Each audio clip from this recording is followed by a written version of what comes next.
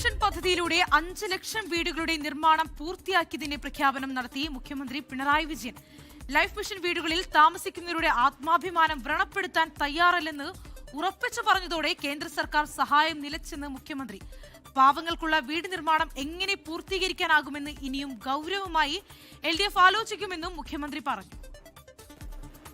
അർഹരായവർക്ക് വീട് വെച്ച് നൽകുന്ന ലൈഫ് പദ്ധതി രാജ്യത്തിന് മാതൃക. ലൈഫ് ഭവന പദ്ധതിയിൽ 5,364 വീടുകൾ പൂർത്തിയാക്കിയതിന്റെ പ്രഖ്യാപനം മുഖ്യമന്ത്രി തിരുവനന്തപുരത്ത് നിർവഹിച്ചു. ലൈഫ് തുടരുമെന്നും പ്രഖ്യാപനം. ഇപ്പോൾ 5 ലക്ഷം വീട് പൂർത്തീകരിച്ചു. ഇതിന്റെ ഭാഗമായി കുറച്ച് വീടുകൾ കൂടി പൂർത്തീകരിക്കപ്പെടാനുണ്ട്. ഞങ്ങൾ ഈ പദ്ധതി ആകെ ഉപേക്ഷിക്കുകയല്ല ചെയ്യുക. ഇനിയും ഇതുപോലുള്ള നിരവധി പാവങ്ങൾ വീട് ആഗ്രഹിച്ചു നിൽക്കുന്നവരുണ്ട്.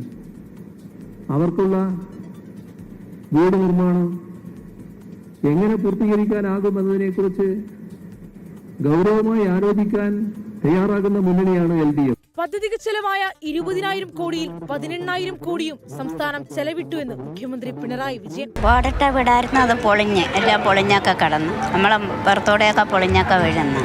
പിന്നെ വാടകയ്ക്ക് പോയി. ഞങ്ങൾ മൊത്തം 6 പേരുണ്ടായിരുന്നു. മോൻ, 2 കുട്ടികൾ, അവൻ്റെ ഭാര്യ, ഞങ്ങൾ ഭാര്യയും ഭർത്താവും. ഇപ്പം പുതിയ വീടൊക്കെ വെച്ച് പാല് കാച്ചൊക്കെ കഴിഞ്ഞു. 3 മുറിയും ബാത്റൂമും സിറ്റ് ഔട്ടും. എനിക്ക് വീടില്ലായിരുന്നു, സ്ഥലവും ഒന്നും ഇല്ലായിരുന്നു. പിന്നെ ഞാൻ വീട്ടു ജോലി ചെയ്ത് 5 സെൻറ്റ് സ്ഥലം വാങ്ങിച്ചായിരുന്നു.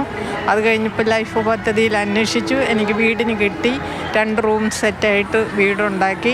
5,364 വീടുകൾ.